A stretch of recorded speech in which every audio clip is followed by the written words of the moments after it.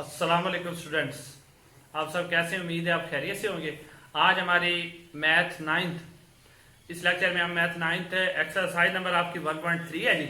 और इसके question number हम चलते जाएंगे जितने इस लेक्चर में हम क्वेश्चन जो करते हैं वो मैथ नाइन्थ आपने स्टार्ट कर रहे हैं। एक्सरसाइज नंबर हमारी 1.3 है जी। इसका स्टूडेंट्स पहले क्वेश्चन नंबर 1 है जी आपके सामने।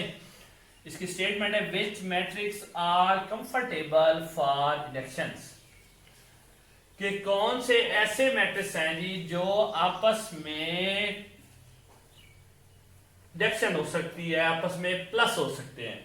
उर्दू में हम कहें तो इस तरह कह सकते हैं कि कौन से ऐसे कालब हैं जो आपस में जमई खासियत रखते हैं, कि आपस में जमा हो सकते हैं। तो स्टूडेंट्स आपने हमेशा याद रखना है कि वो वाले मैट्रिक्स आपस में प्लस या डिडक्ट हो सकते हैं या जमा हो सकते हैं जिनका ऑर्डर सेम हो। क्या हो? ऑर्डर जिनका सेम हो। मसलन एग्जांपल के तौर पर कि पहले कॉलम का ऑर्डर 2 है और दूसरे का भी क्या है 2 है, तो ये दोनों क्या हो सकते हैं? डिडक्ट हो सकते हैं। यानी आपने याद रखना है कि वो कॉलम जिनका ऑर्डर सेम हो वो एक दूसरे में क्या हो सकते हैं? डिडक्ट हो सकते हैं। तो स्टूडेंट सबसे पहले आपने कॉलम ए देखना है। आपने ए देखना है, इसका ऑर्डर है आपके पास 2/2। क्या ऑर्डर इसका? 2/2, क्योंकि इसके अंदर कितनी रोज है? 2 है और कॉलम भी कितने हैं? 2 हैं। तो अब आपने चेक करना है कि इसके अंदर कौन सा ऐसा दूसरा मैट्रिक्स है जिसका ऑर्डर 2/2 है, तो हम उन दोनों को वो आपस में कंफर्टेबल हो गए डिडक्शन के लिए। तो स्टूडेंट्स आपने देखना है कि ए और ई 2/2 और ई का भी क्या है 2/2। तो आपने पहला आंसर लिखना है कि ए एंड ई ये क्या है? दोनों कंफर्टेबल है किसके लिए? डिडक्शन के लिए, क्योंकि इनका दोनों का ऑर्डर क्या है? सेम है। उसके बाद नेक्स्ट आपने देखना है जी, उसके बाद आपके पास कॉलम बी, ठीक है, मैट्रिक्स बी है जी आपका। इसका ऑर्डर आपको नजर आ रहा है। क्या ऑर्डर है इसका जी? 2/1 कि 2 रोज है और 1 कॉलम है। तो आपने चेक करना है कौन सा 2/1 है। तो जब आप डी वाला मैट्रिक्स देखते हो स्टूडेंट्स, ये वाला, इसमें 2 को 1 में प्लस कर देगा, इसमें 3/3 हो जाएगा, यानी 3 आ जाएंगे दोनों ही। क्या हो जाएंगे? 3। तो इसका मतलब है कि सी और डी इन दोनों का क्या है? ऑर्डर सेम है। इसका ऑर्डर भी 2/1 है और इसका ऑर्डर भी 2/1 है। तो ये दोनों भी आपके सामने प्लस हो सकते हैं। तो नंबर 2 पे आपने लिखना है कौन कौन से जी? Matrix B and C. Number 2 पे क्या लिखना है आपने? मैट्रिक्स बी एंड सी, ये कंफर्टेबल है, ठीक है जी। उसके बाद नेक्स्ट आपने आपके पास है मैट्रिक्स सी जी। इसको आपने चेक करना है। सी मैट्रिक्स देखें जी, इसके पास आपके पास क्या है जी? 1 2 और 3 रोज है और कॉलम कितने हैं इसके पास? 2 है, यानी कि इसका ऑर्डर हमारे पास है 3/2। क्या ऑर्डर है जी? 3/2। इसके अलावा आपने चेक करना है कि और कौन सा है। नीचे आपको एफ मैट्रिक्स नजर आ रहा है, ये वाला 1 में 1 प्लस कर देंगे 2/2 और ये प्लस हो जाएगा, ऐसे बन जाएगा। तो इसका भी ऑर्डर क्या है? 3/2 है। तो तीसरा आंसर आपने लिखना है कि क्वेश्चन नंबर आंसर नंबर 3 आपका 3 ये बनता है कि C and F, C and F ये मैट्रिक्स क्या है आपके? ये कंफर्टेबल है जी आपके प्लस होने में। जिस टाइम ये क्वेश्चन नंबर 1 आपका सॉल्व हो गया, उसके बाद हम इसके क्वेश्चन नंबर 2 की तरफ जी। स्टूडेंट्स अब हमारा क्वेश्चन नंबर 2 है जी इसी का।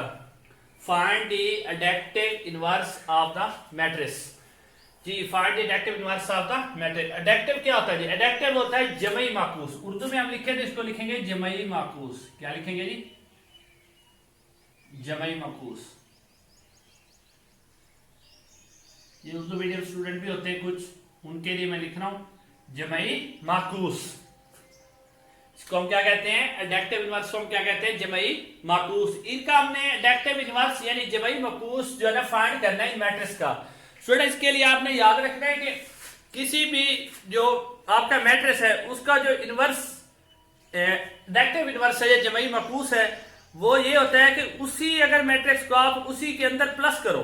कौन सा मैट्रिक्स? मसलन आपने ए का अगर जमई माकूस या एडेक्टिव इनवर्स लेना है तो आपको उसी ए मैट्रिक्स के अंदर इसको प्लस करो तो इसका आंसर नल वेक्टर आना चाहिए। क्या आना चाहिए? Null vector. नल मैट्रिक्स आना चाहिए। नल मैट्रिक्स का मतलब है कि जिसमें सारे जो उसके है ना जी एडिशन, वो क्या होनी चाहिए 0 0।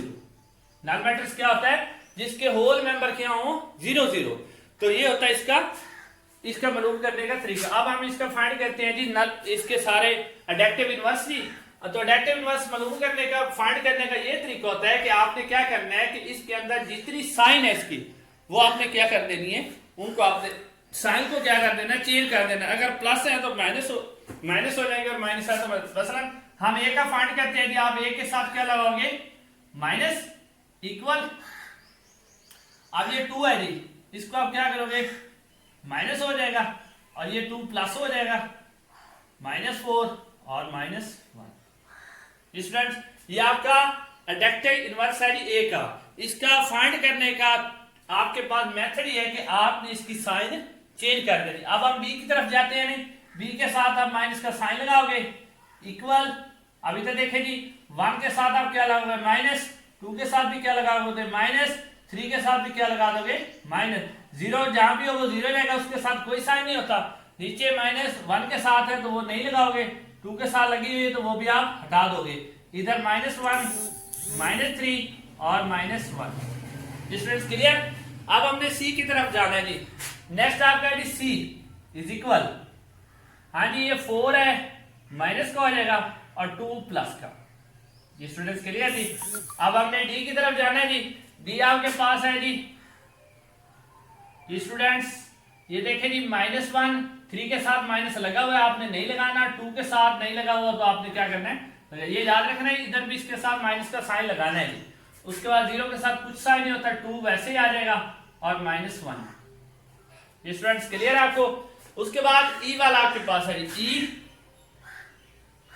इक्वल -1, 0 के साथ कोई साइन नहीं आएगा 0 और -1 जी। उसके बाद नेक्स्ट आपका है जी एफ के साथ पहले माइनस लगाना है, उसके बाद इक्वल ये आ जाएगा जी। बाहर लगा दो या अंदर लगा दो आपकी मर्जी है एज यू विश। ये स्टूडेंट्स अब आपका क्वेश्चन नंबर 2 सॉल्व हो चुका है जी। अब हम इसी एक्सरसाइज के क्वेश्चन नंबर 3 को अटेम्प्ट करते हैं जी स्टूडेंट्स। अब इसका क्वेश्चन नंबर 3 है जी आपके सामने। इफ ए की वैल्यू, बी की वैल्यू, सी की वैल्यू और डी की वैल्यू। स्टूडेंट उसने आपको चारों वैल्यूज दे दी हैं और वो आपसे कह रहा है, उसने आपको क्वेश्चन दिए कि क्वेश्चन नंबर 1 में आपने फाइंड करना है a plus b plus c plus ये वाली सम्स, डी प्लस ये वाली सम्स। उसके बाद 2a, नेक्स्ट आपके पास है -1b, नंबर 7 आपके पास 2 - c, नंबर 8 है 3d और ये है 3c। ठीक है स्टूडेंट्स, पहला हम क्वेश्चन नंबर 1 को सॉल्व करते हैं। हमारे पास है a, तो इसका मतलब है यहाँ पे a की जगह a की वैल्यू पुट कर दी है जी। वैल्यू उसने आपको क्या दी है जी -1। उसके बाद स्टूडेंट्स आपके पास 2 है, 2 के बाद फिर 2 है और नीचे है जी आपके पास 1। ठीक है जी स्टूडेंट, ये प्लस कर देना जी आगे। प्लस आपके पास जो उसने वैल्यू खुद दी हुई है उसी को आपने पुट करना है जी। ये हम थोड़ा सा ना इसको बाद में लिख लेंगे, या 2c नीचे 2a लिख लेते हैं वैसे, फिर बाद में ना हमें याद नहीं ना रहना 2a। स्टूडेंट ये क्लियर आपके सामने। आप देखें स्टूडेंट, आपने ना पहली सम के अंदर पहली को -1 +1, ठीक है 2 + 1, 2 + 1 जी। उसके बाद है 2 + 1, 2 + 1, उसके बाद 1 + 1। स्टूडेंट ये क्लियर है जी आपके पास। ये देखिए जी आगे ये माइनस का 1 है, प्लस का 1 0 हो जाएगा। 2 और 1 की जगह 3, 2 और 1 की जगह 3 और 2 और 1 और 1 की जगह 2। ये आपके पहले क्वेश्चन का आंसर है जी, क्वेश्चन नंबर 1 का। उसके बाद हम नेक्स्ट पे चलते हैं जी। वो आपको कह रहा है बी है जी, b + 2, तो b की जगह b की वैल्यू पुट कर दी, उसने आपको वैल्यू दी हुई है यहाँ पुट करें जी। b की जगह -1 और -1 मैट्रिक्स आपने लिखना है जी -2/3। इन दोनों क्वेश्चन को आपने प्लस कर लेना है। ये नीचे वाला भी हम काट के थोड़ा सा इसको नीचे कर लेते हैं। ये आपके पास था जी -1b। स्टूडेंट ये देखें -2 आ जाएगा, ठीक है ये -1 है और प्लस आपके पास आ जाएगा 3। स्टूडेंट क्लियर है जी। अब 2 में से आप 1 को माइनस कर दोगे, आपके पास -1 बचेगा, 3 में से 1 चला जाएगा, आपके पास 2 बचेगा। रिमाइंड ये क्लियर हो गया जी क्वेश्चन नंबर 2। अब स्टूडेंट्स हम क्वेश्चन नंबर 3 पे चलते हैं जी। वो कह रहा है आपके पास सी है जी, सी की जगह सी की वैल्यू जी आपके पास है 1 -1 और 2 और प्लस उसने आपको आगे दी हुई खुद ही वैल्यू -2 1 और 3 जी। इस टाइम अब इसको प्लस कर लें आप, ये देखें जी -1 -2 -1 +1 और 2 + 3 जी। अच्छा जी नेक्स्ट देखें स्टूडेंट्स, ये 1 और ये आपके पास -1 और प्लस का 2 है जी, तो इसमें से भी 1 आपके पास प्लस का आ जाएगा, 2 और 3 के आ जाएंगे 5। स्टूडेंट ये क्लियर है जी। अब नेक्स्ट अगले क्वेश्चन पे हम जाते हैं जी, जो हमारे पास है जी। वो कह रहे हैं डी में आपने प्लस करना है इसको, किसमें जी, डी में जी। डी की जगह डी की वैल्यू लिखें जी आप, डी की वैल्यू उसने आपको दी है 1 -1 2 0 3 और 2, साथ जो है प्लस लगा के आपके पास सामने उसने दी हुई है जी 0 2 1 0 और 0 और 1।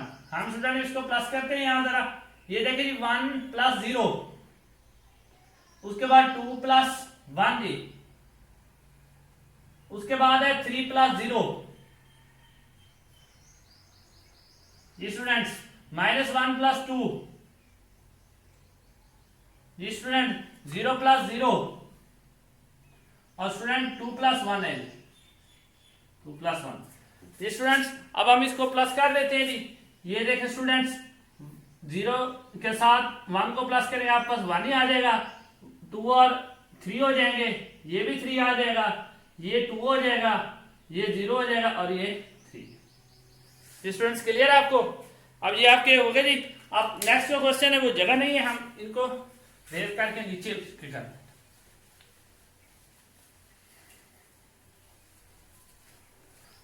स्टूडेंट्स नेक्स्ट क्वेश्चन वो आपको कह रहा है जी आपने सॉल्व करना है किसको जी, जी ये डी +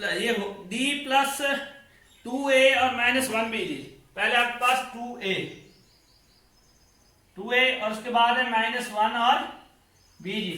स्टूडेंट देखें जी 2 का 2 आ जाएगा, a की जगह उसकी समझ लिखनी है आपने, a की समझ उसने आपको दी हुई है जी -1 2 और 1।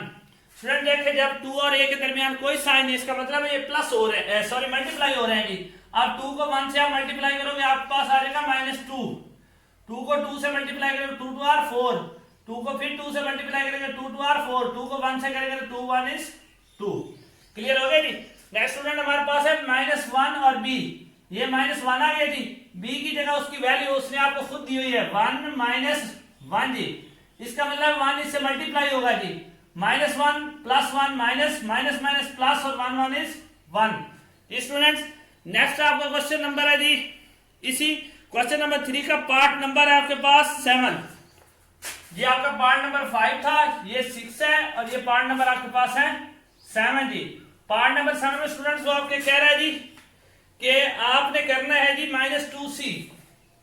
क्या करना है, -2c जी। 2 का 2 आ जाएगा, c की जगह हम उसकी वैल्यू पुट करेंगे, वैल्यू उसने आपको दी हुई है 1 -1 और 2, इनके दरमियान भी कोई बिटवीन कोई साइन नहीं है, तो इसका मतलब है ये 2 भी इसके साथ क्या होगा, मल्टीप्लाई होगा। 2 को 1 से मल्टीप्लाई करेंगे -2 आ जाएगा, 2 को 1 ये माइनस और ये माइनस क्या हो जाएगा प्लस, 2 2 r कितने हो जाएंगे 4। ये आपका क्वेश्चन नंबर 7 हो गया जी। उसके बाद इसी क्वेश्चन नंबर 3 का आप जो आपने क्वेश्चन नंबर 3 कर रहे हैं इसका पार्ट नंबर आपके पास है 8, पार्ट नंबर 8 जी। वो स्टूडेंट उसने आपको दिया है जी 3d, क्या दिया है जी 3d, तो कह रहा है 3 को d से मल्टीप्लाई करो, आपने सेम उसी तरह 3 लिखना है, साथ में d की वैल्यू पुट करनी है। आपके पास है जी 1 -1 2 0 3 2 जी। स्टूडेंट करें मल्टीप्लाई, 3 को 1 से मल्टीप्लाई करें 3 1 is 3, 3 को -1 3 हो जाएगा, 3 2 are 6 3 0 0, 3 को 3 से करेंगे 3 3 are 9, 3 2 are 6 जी। स्टूडेंट्स अब इसका हमारे पास लास्ट पार्ट है जी, ये उसने आपको दिया है पार्ट नंबर 9 जी। इसमें उसने आपको समझ दिया है 3c की, क्या कह रहे हैं 3c। इसका मतलब आपने 3 को c से मल्टीप्लाई करना है, तो आप 3 लिखोगे, सिंपली आप c की वैल्यू पुट कर दोगे, आपके पास वैल्यू है 1 माइनस और ये 2। ये स्टूडेंट्स 3 को 1 से मल्टीप्लाई करें 3 1 इज 3, 3 को 1 से मल्टीप्लाई करें 3 1 इज 3, 3 2 आर 6। ये स्टूडेंट्स अब आपका जो इसी एक्सरसाइज का क्वेश्चन नंबर 3 था वो कंप्लीट हो चुका है। अब इंशाल्लाह हम क्वेश्चन नंबर 4 की तरफ चलते हैं जी।